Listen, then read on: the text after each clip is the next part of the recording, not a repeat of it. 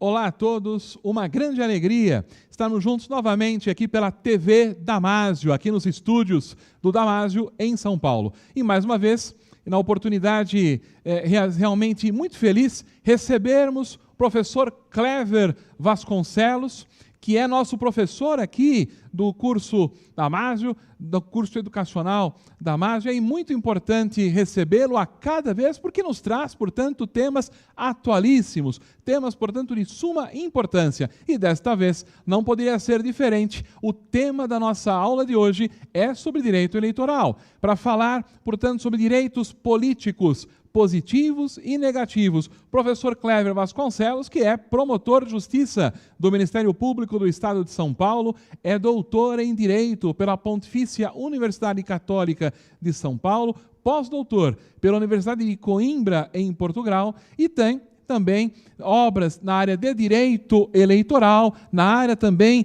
de direito constitucional. Quero destacar aqui, porque a aula versa sobre direito eleitoral, a obra em que o professor Clever Vasconcelos é coautor, a obra Direito Eleitoral, pela editora Saraiva, já na sua segunda edição. Professor Clever, que é, como falei, professor aqui do Damásio Educacional, nos cursos preparatórios, no curso de graduação em Direito e também, você que está nos assistindo agora, veja, é professor e coordenador do curso de pós-graduação em Direito Eleitoral do Damásio. Uma grande oportunidade para você seguir aí a sua carreira nesta área, portanto, que não tem tantos profissionais assim, habilitados, conhecedores da matéria do direito eleitoral. E como eu já anunciei, vai falar hoje para nós de direitos políticos, positivos e negativos. O professor Clever já está aqui. Olá,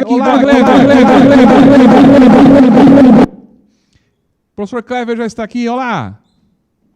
Muito bem, um minuto só, já está entrando o professor Clever. E não esqueçam, você que está nos assistindo, desde já, curtam lá a nossa página lá do canal TV Damásio. Dá um clique lá, aperta o sininho, porque assim você será notificado de todas as apresentações.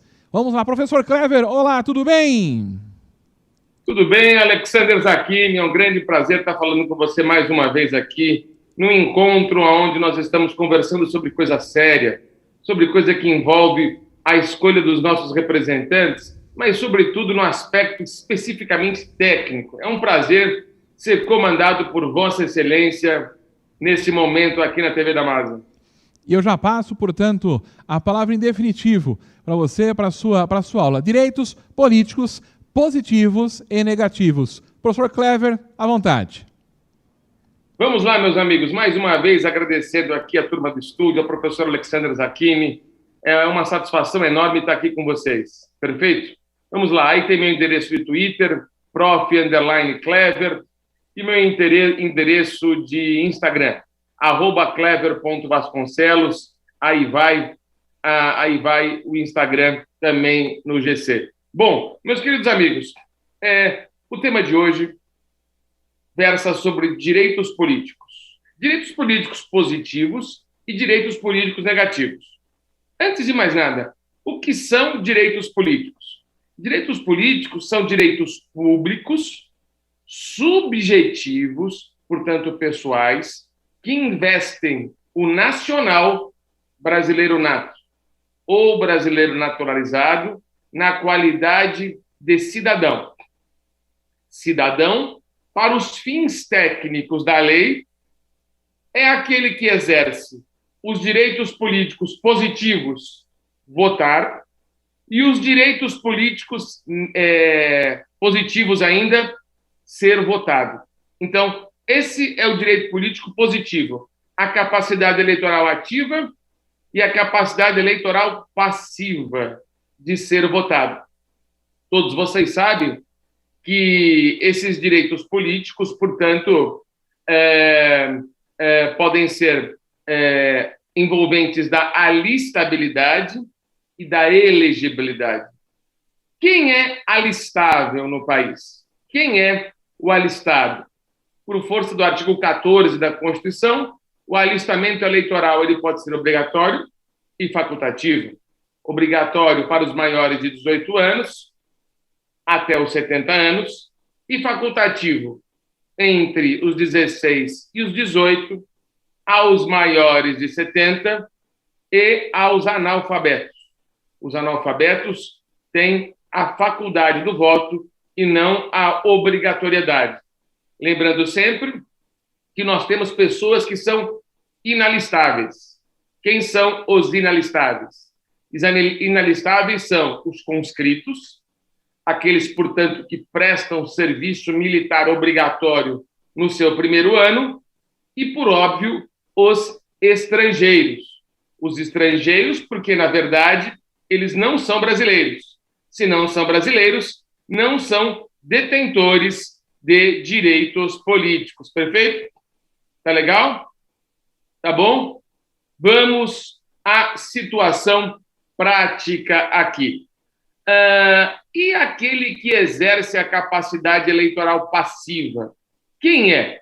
Quem é o elegível? Nós temos uma regra constitucional no artigo 14, parágrafo 3º, que fala das condições de elegibilidade. São as condições de elegibilidade ser brasileiro. Ser brasileiro não necessariamente nato. Você pode ser candidato brasileiro naturalizado, mas fique ciente que nós temos a obrigatoriedade para alguns cargos de brasileiro nato, que são os cargos de presidente e vice, cargos eletivos. E existe uma condição de elegibilidade interna na Câmara e no Senado, onde o presidente do Senado, só o presidente, e o presidente da Câmara dos Deputados devem ser brasileiros natos. Isso não impede que a pessoa se candidate à Câmara dos Deputados como naturalizado. Ele só não pode ser presidente da Casa. E também ao Senado. Pode um brasileiro naturalizado se candidatar ao Senado. Mas, obviamente, ele não poderá ser presidente. Está claro isso? Essa é a condição, ser brasileiro.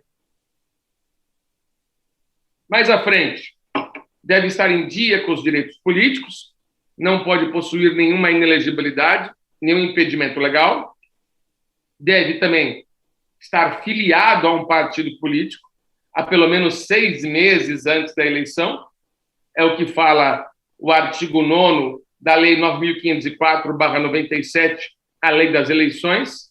A Lei 9.504/97 fala que a pessoa deve estar filiada há pelo menos 6 meses antes do primeiro turno da eleição a um partido político, não existe candidatura avulsa, e também estar residente na circunscrição a que se pretende a candidatura. Deve morar no lugar aonde quer se candidatar. Tem gente que tem mais de um domicílio, trabalha numa cidade, mora na outra, ou trabalha em 2 ou 3 cidades. A lei eleitoral aí faculta você escolher um local do seu domicílio eleitoral. Não precisa ser residência onde você mora. Pode ser onde você exerce a atividade. Por isso a palavra domicílio eleitoral. Está bem claro? Então, é essa a questão. Filiação partidária e domicílio eleitoral na circunscrição, em ambos os casos, pelo prazo de 6 meses antes da eleição. E tem mais coisa. Idade mínima. Tem uma idade mínima. Qual é a idade mínima do alistável, da pessoa que deve ter o título de eleitor para poder se candidatar? 35 anos, se quiser ser presidente, vice e senador. 35 anos, se quiser ser presidente, vice e senador. 30 anos, se quiser ser governador ou vice-governador. E 21 anos, se quiser ser prefeito, vice-prefeito, deputado federal, deputado estadual ou deputado distrital. 21 anos. E, por fim, 18 anos, se quiser ser vereador. Essas são as idades mínimas como condição de elegibilidade para usufruir de um direito político positivo. Tá? Agora vem a pergunta. Cléber, quando é aferida a idade mínima como condição de elegibilidade? Isso é importante. Na Lei 9.504, 97, a Lei das Eleições, nós temos o artigo 11, parágrafo 2º. E esse artigo 11, parágrafo 2º, da Lei 9.504/97, nos ensina que a idade mínima é verificada no dia da posse. No dia da posse. Então, você pode concorrer a presidente com 34 anos. Você pode concorrer a governador com 29 anos. Você pode concorrer a prefeito com 20 anos, desde que faça a idade mínima até o dia 1º de janeiro, que é o dia da posse dos cargos do Poder Executivo. Tá legal? Para os cargos do Poder Legislativo, a posse é distinta, tem data diferente. O artigo 57, parágrafo 4º da Constituição, determina que a data da posse de deputados federais e senadores é dia 1º de fevereiro. 1º de fevereiro. Então, você pode completar a idade mínima para deputado federal, 21 anos, até o dia 1º de fevereiro. Também é questão para o Senado. Você pode completar 35 anos até o dia 1º de fevereiro. Agora, para deputado estadual e para deputado distrital, isso vai depender, o dia da posse, da lei local, porque a Constituição não disciplina qual é o dia da posse para deputado estadual e para deputado distrital. Tudo bem? Só para você ter uma ideia, tem estados, como no estado de São Paulo, que a posse dos deputados estaduais é 15 de março. 15 de março. Veja bem. Cleber, mas você esqueceu dos vereadores. Não, eu não esqueci. Eu deixei por último propositadamente. Porque a idade mínima para vereadores não é aquilatada. Não é aquilatada. Não é verificada no dia da posse. Não.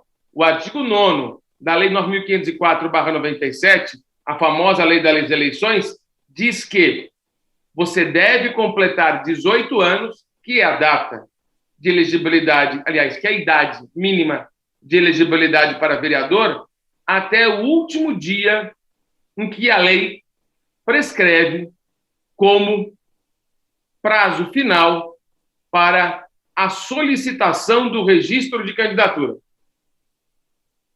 E qual é esse prazo? 15 de agosto. 15 de agosto. Portanto, 15 de agosto é a data em que o candidato a vereador deve ter o seu aniversário de 18 anos, pelo menos para poder ser elegível a esse cargo aí, a esse mandato. Tudo bem? Isso é muito importante que você tenha em mente. E aí nós estamos, obviamente, portanto, finalizando as condições de elegibilidade e a alistabilidade daquela pessoa que pretende exercer os direitos políticos positivos. Por outro lado, nós temos os direitos políticos negativos. O que são direitos políticos negativos? São aqueles que impedem a candidatura, são aqueles que impedem o exercício da capacidade eleitoral passiva. E eu lhes pergunto, quais são as inelegibilidades? Quais são os impedimentos que a Constituição e a lei trazem que impossibilitam você de se candidatar a um cargo eletivo? São várias hipóteses. Nós temos, e eu gostaria que você atentasse a isso, as inelegibilidades da Constituição, que são as inelegibilidades constitucionais, mas nós também temos uma outra inelegibilidade, que é a inelegibilidade que está prevista na lei, mas não é qualquer lei, só na lei complementar. Portanto, a espécie normativa, única espécie normativa que pode conferir inelegibilidade é a lei complementar. Porque o artigo 14, parágrafo 9º da Constituição, reserva única e exclusivamente à lei complementar a possibilidade de conceder novas inelegibilidades além daquelas previstas na Constituição Federal. Vamos em frente. Quais são essas inelegibilidades? São de 3 categorias. 3 categorias. 3 categorias que nós temos de inelegibilidades constitucionais. Só para deixar bem claro. Para deixar bem claro que a inelegibilidade da lei complementar, que eu acabei de dizer, é a lei complementar 64/90, que é a lei das inelegibilidades, e não é a lei ficha limpa. A lei ficha limpa veio depois, vem em 2010, que é a lei complementar 135/2010, que alterou parcialmente a lei das inelegibilidades. Tudo bem? Vamos lá. Vamos falar, portanto, agora, meus caros amigos, das inelegibilidades constitucionais, que são de 3 categorias. 3 categorias. A primeira, inelegibilidade funcional, por motivos funcionais.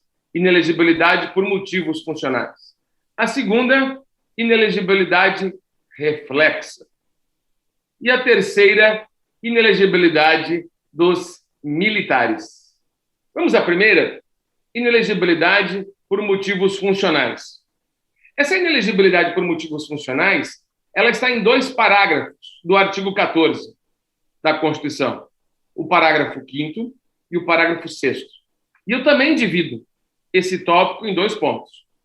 As inelegibilidades funcionais para o mesmo cargo e as inelegibilidades funcionais para outros cargos. Vamos ver as inelegibilidades funcionais para o mesmo cargo? Vamos lá? Que é a famosa reeleição. Todos vocês sabem que a Constituição não proíbe reeleição aos cargos do Poder Legislativo. Então, o vereador, o deputado ou o senador pode se reeleger consecutivamente por 4 ou mais 4 anos. No caso do senador, que o mandato é de 8 anos, 8, 8 e 8. Isso não há proibição. Não existe vedação implícita. É o princípio da inexistência da vedação implícita. Ou seja, se não é proibido, é permitido. Agora, é proibida a reeleição consecutiva para os cargos do Poder Executivo. Sim, você só pode ficar 4 e mais 4 anos. Uma reeleição. Você pode até dar um intervalo de mais 4 anos e depois voltar. Tudo bem. Eu falei que só uma reeleição consecutiva pode. Tá legal?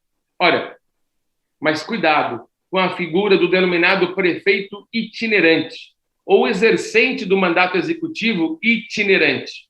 O que é isso? Eu sou prefeito de uma cidade 4 anos. Depois me reelejo mais 4 anos. Aí eu vou para outra cidade e me reelejo 4 anos. Não pode. Não pode. O Supremo Tribunal Federal disse mandato executivo uma vez consecutiva. Mandato executivo uma vez consecutiva. Senão, o sujeito ficaria 4 anos numa prefeitura, mais 4 anos numa, mais 4 anos uma, mais 4, e ficaria como prefeito itinerante. Aquele prefeito de mochilinha que fica migrando de uma cidade para outra, que às vezes acontece. Então, o Supremo disse que não pode. Que não pode. E tem outra. Quem foi titular 2 vezes consecutivas do mandato executivo não pode disputar como vice no próximo. Por quê? Porque, potencialmente, ele poderia substituir ou suceder o titular do mandato executivo. Isso é proibido. Isso não é permitido. E também tem outra. Aquele que ocupou 2 vezes como vice poderia ser titular do mandato seguinte? Aí poderia. Poderia, desde que ele, essa pessoa, não tenha ficado 2 vezes como titular. Se ficou uma vez como titular, sucedeu, por exemplo, pode ficar mais uma vez. Então, se ficou como vice quietinho, não tem problema. Mas se assumiu a titularidade num desses mandatos, não pode ter 3 mandatos. só tem direito a mais um. Tudo bem? Essa é a reeleição, como se é interpretada no artigo 14, parágrafo 5º da Constituição Federal, nessa minha aula expressa. Eu até peço perdão para os meus alunos, porque eu estou resumindo direitos políticos positivos e negativos em 50 minutos de aula. Tudo bem? É importante ter esse poder de síntese. Se for o caso, você para, dá um stop, anota e fala comigo. Se você quiser mandar uma pergunta, fique à vontade. @clever.vasconcelos, lá no meu Instagram. Eu repito, @clever.vasconcelos, lá no meu Instagram, que eu estou junto com vocês. Vamos agora à inelegibilidade por motivos funcionais para outros cargos. Essa inelegibilidade por motivos funcionais para outros cargos, nós chamamos de um palavrão enorme: desincompatibilização. Desincompatibilização. O que é isso? Se você é titular de um mandato eletivo e quer disputar um outro, calma. Se você disputar de um mandato eletivo do Poder Executivo, e quiser disputar um outro cargo que não o seu próprio, você precisa renunciar. Eu vou repetir: renunciar ao seu respectivo mandato a pelo menos 6 meses antes da eleição. 6 meses antes da eleição. E tem outra: todo aquele que estiver na cadeira do Poder Executivo nesses 6 meses anteriores à eleição não poderá se candidatar a outro cargo. Ele tem o reflexo da desincompatibilização, ainda que assuma por um dia. Por que isso? Porque a Constituição não quer que a pessoa se valha da condição de Poder Executivo para disputar uma eleição, o que tornaria essa disputa um pouco desigual. Essa é a motivação do legislador constituinte originário quando elaborou a redação do artigo 14, parágrafo 6º da Constituição Federal. Eu tenho minhas críticas a esse respeito. A esse respeito e já patrocinei em algumas vezes alguma modificação desse parágrafo 6º que não tem nenhum sentido, que não tem muito sentido. A gente precisa equilibrar esse parágrafo 6º. Mas não vem ao caso nessa aula, que é uma aula de explicação como funcionam os institutos. Vamos mais à frente.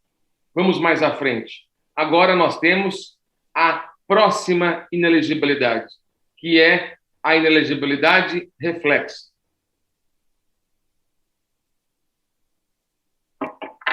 Como funciona a inelegibilidade reflexa? Vamos tornar o difícil fácil. O negócio é o seguinte: é reflexa porque é um espelho. Né? Eu poderia falar muito mais aprofundadamente, eu poderia falar muito mais tecnicamente. Obviamente, se você quiser isso, estamos com a nossa pós-graduação aberta aqui nos cursos do Damásio, onde nós temos uma pós-graduação de Direito Constitucional, que a gente fala 1 ano sobre a questão. Então, tenha a compreensão que nós estamos concentrando a explicação aqui. Essa inelegibilidade do espelho, essa inelegibilidade reflexa, ela tem o seguinte sentido: todo aquele que ocupa o cargo no Poder Executivo, presidente, governador ou prefeito, passa esse espelho, passa esse impedimento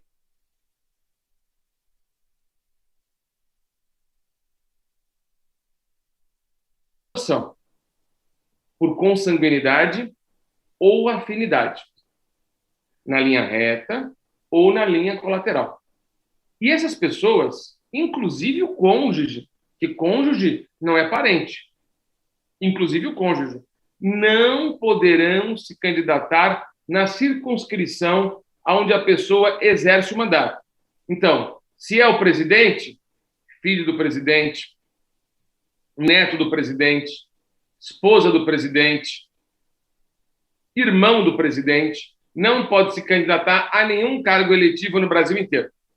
De governador, a mesma coisa no território daquele estado, ou do DF.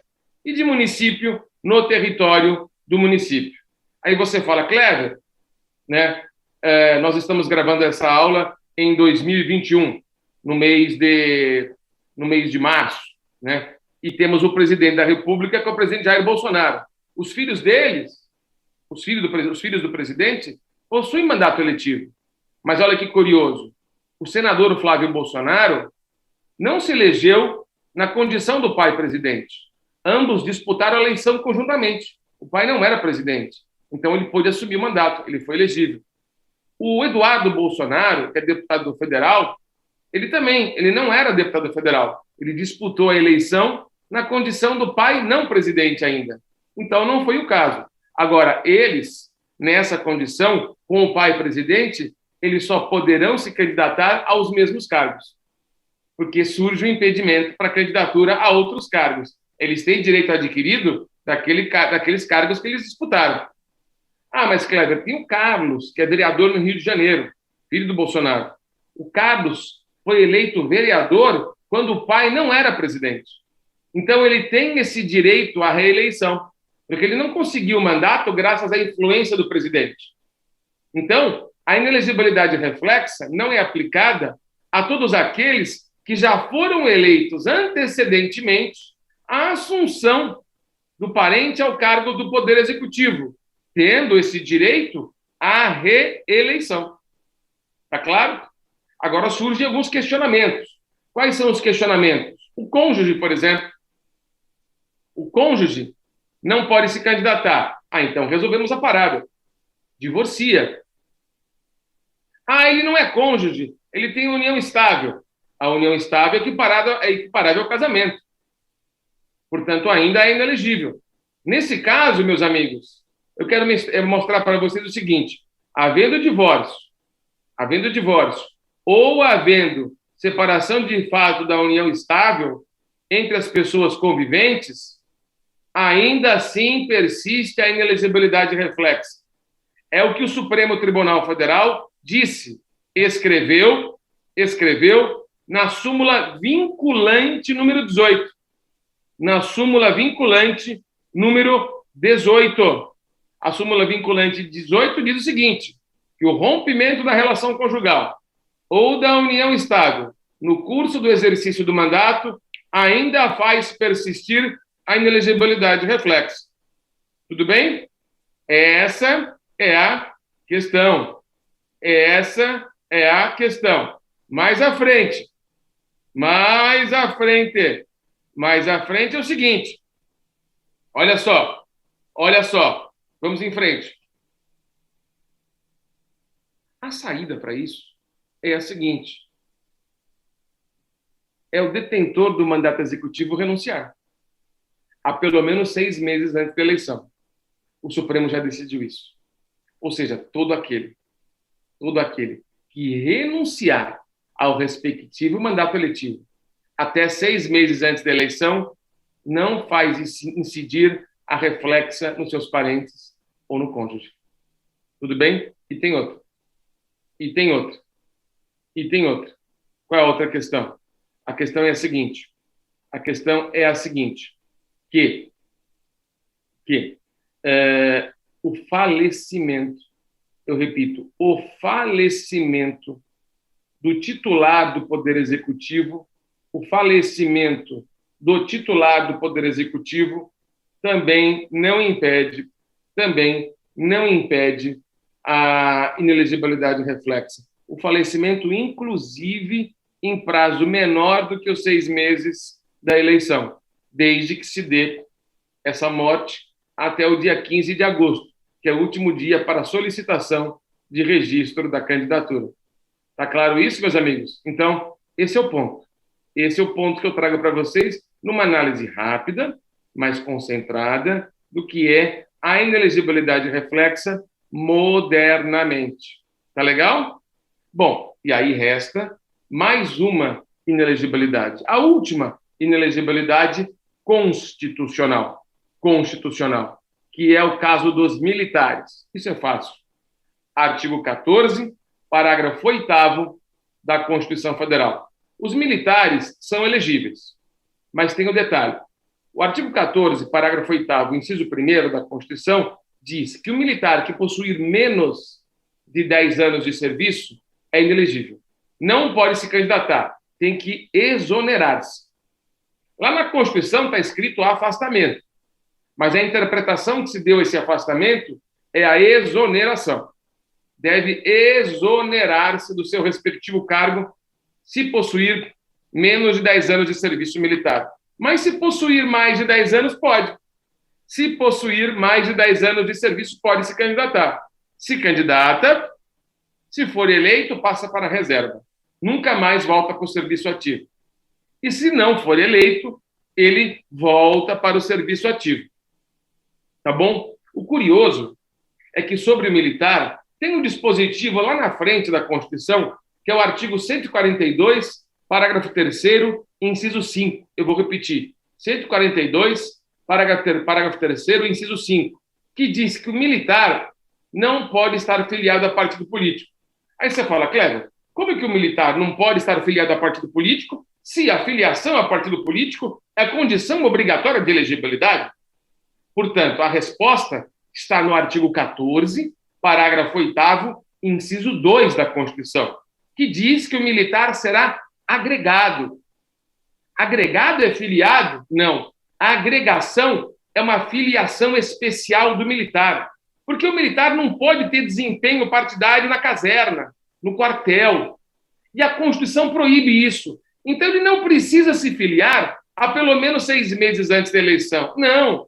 Ele se filia no período convencional, na escolha dele como candidato. Esse período convencional se dará entre o dia 20 de julho e 5 de agosto, muito antes dos 6 meses, durante o período de convenção partidária. Ele vai se filiar com a aquiescência, com a concordância do superior hierárquico, e a partir daí, ele pode se candidatar. Está eleito? Vai para a reserva, cumpre seu mandato. Não foi eleito? Volta para a atividade e ocorre automaticamente, ipso facto, a desagregação, porque militar não pode estar filiado a partido político. Vocês viram aí que essas são as 3 inelegibilidades constitucionais, manifestações do poder que envolve os direitos políticos negativos.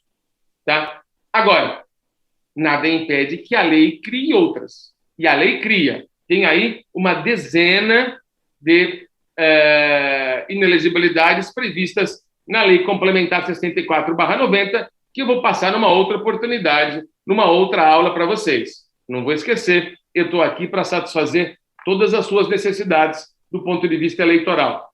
Mas, ainda assim, eu vejo pelo meu relógio que ainda temos tempo, tem mais um ponto. Qual mais um ponto? Eu falei que os direitos políticos negativos eram as inelegibilidades, mas também eram a perda e a suspensão dos direitos políticos. A inelegibilidade, você só perde a capacidade eleitoral passiva, ser votado. A perda ou suspensão dos direitos políticos, você perde ou tem suspenso a capacidade de votar e ser votado. É mais grave que a inelegibilidade.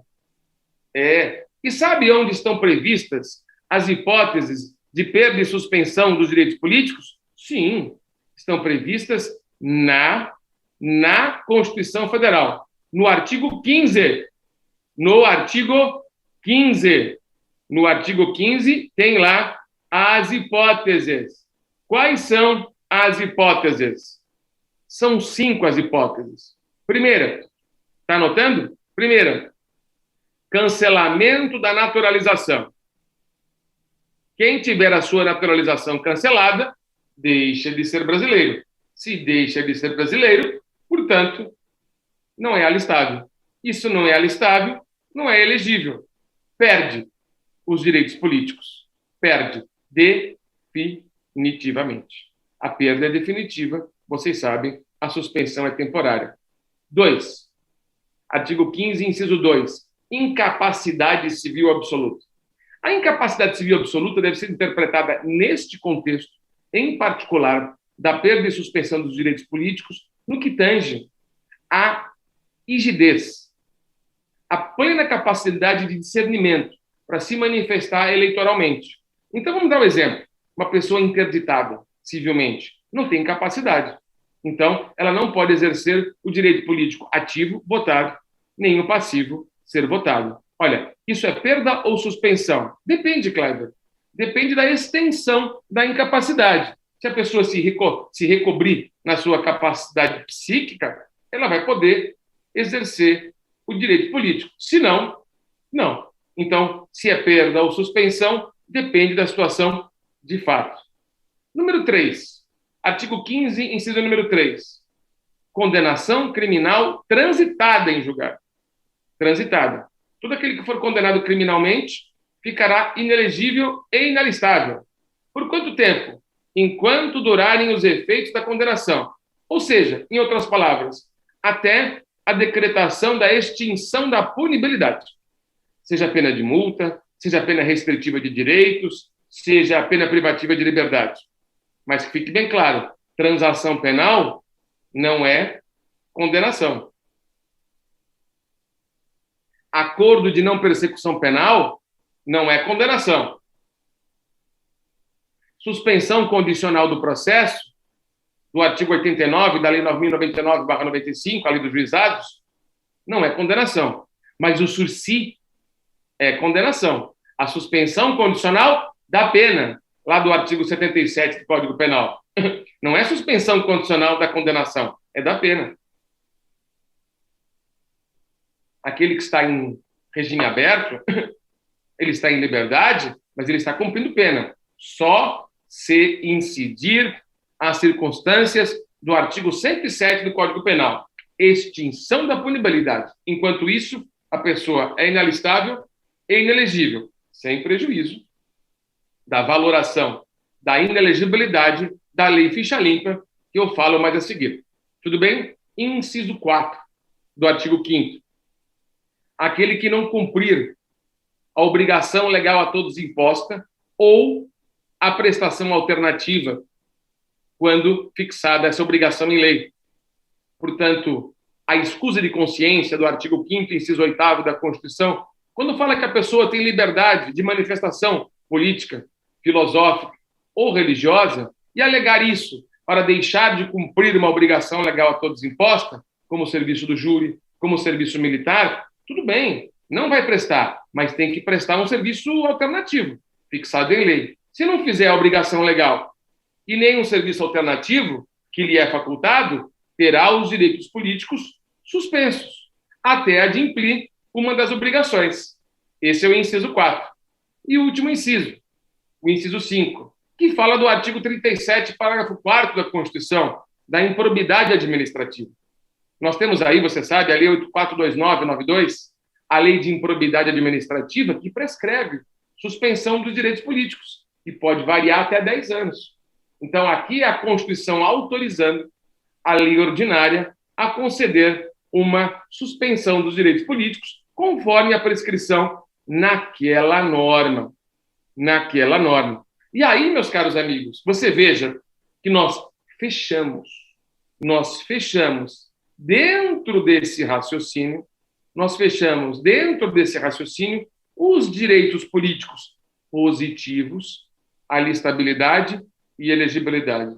E fechamos os direitos políticos negativos, inelegibilidades constitucionais ou perda e suspensão dos direitos políticos. Lembrando sempre que existe uma janelinha aí, que a lei complementar, a lei infraconstitucional complementar, pode criar outras modalidades de inelegibilidade.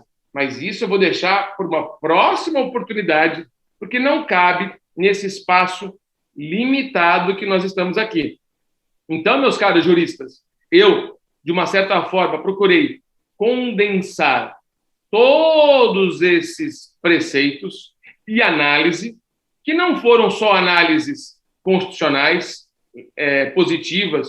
Nós falamos de jurisprudência do Supremo, falamos de súmula vinculante, falamos de entendimento que o Supremo teve sobre esses casos e mostramos para você, dentro de uma maneira descontraída, fácil e, sobretudo, informal, lembrando sempre que eu estou aqui falando de uma informalidade tão próxima de você, sem prejuízo de tratar dessas matérias de maneira muito mais formal e aprofundada, lá na minha pós-graduação, na pós-graduação do Damásio, tá? Mas, enfim, é um recado que o Clever Vasconcelos, que o professor de Direito Eleitoral e Direito Constitucional desta instituição dá a você, para que você desenvolva um raciocínio, para que você aproveite o seu tempo e otimize o seu estudo. Isso é muito importante, tá bom? Mais uma vez, você ficou com dúvida? Vamos lá no Instagram do Clever, que é aberto, @clever.vasconcelos. É uma satisfação e um agradecimento enorme que eu faço, seja na qualidade de promotor de justiça, de professor, mas, sobretudo, da pessoa que entende a angústia e, às vezes, a insatisfação do aluno que não consegue a sua realização profissional. Mas eu tenho um recado para você. Acredite. Se qualifique. Estude. Dedique-se ao seu objetivo. Que, na hora certa, as portas abrirão em seu nome. Tá legal? Pronto. Portanto, eu encerro aqui, dando meu abraço aos estúdios do Damásio Educacional, da valiosa equipe que desempenha muito bem o seu trabalho, ao professor Alexander Zaquimi, que é um advogado de extrema delicadeza, um advogado de extrema influência na OAB. Tenho autoridade para falar isso, porque ele é relações públicas da Ordem dos Advogados do Brasil. Um advogado de primeiríssima categoria que honra a nossa querida OAB. E é isso aí, meu caro Zaquimi. Passo a bola para você aí comandar os nossos estúdios. Muito obrigado, professor Clever. A nossa plateia, nós não temos plateia efetivamente, estamos aqui na gravação nos estúdios Damásio, aqui em São Paulo, mas seguramente eu tenho certeza que de casa, aqueles que estão nos assistindo estão aplaudindo exatamente por toda a sua exposição. Nos trouxe assuntos complexos, assuntos intrincados de uma forma clara, de forma objetiva, de uma forma esclarecedora, trazendo inclusive, você mencionou, posições do Supremo Tribunal Federal a respeito aí dessas circunstâncias que envolvem os direitos políticos negativos e positivos.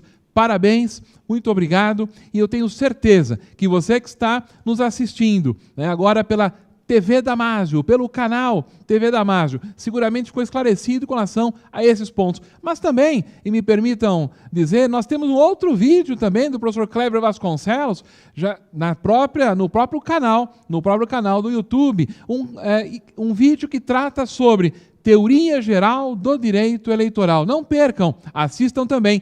E não esqueçam, você que está nos assistindo agora, você não pode sair, você não pode desplugar do canal sem antes se inscrever no canal. Se inscrever, apertar lá, clicar no sininho também, para ser notificado de todos os vídeos, de todas as apresentações da TV Damásio, no canal, portanto, aí do YouTube. Passo ao professor Clever para suas considerações finais, Clever.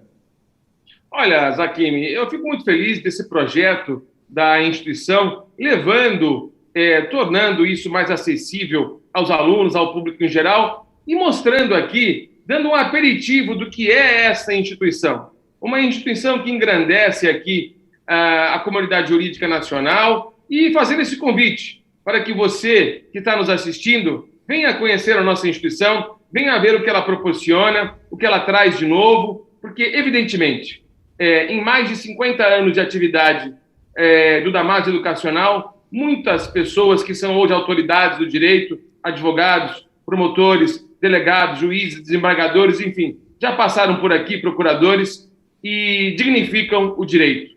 Fique atento, veja isso. Isso é muito importante, isso fará diferença na sua vida. Muito obrigado, professor Clever, e agradecendo mais uma vez por essa primorosa aula sobre direitos políticos positivos e negativos, portanto, envolvendo esta questão importante, do direito eleitoral. E você que está nos assistindo, o Damásio tem um curso de pós-graduação em Direito Eleitoral, que um dos coordenadores está justamente conosco, o professor Clever Vasconcelos, que vocês acabaram de conhecer. Uma alegria, uma satisfação estarmos aqui. E agradeço mais uma vez ao todo o pessoal da área técnica aqui dos estúdios Damásio, pessoal de altíssima qualidade, pessoal realmente envolvente aqui com todas as questões estruturais, todas as questões, portanto, aqui técnicas, para poder fazer chegar até você o melhor conhecimento da melhor forma possível. Um grande abraço e até uma outra oportunidade. Até mais.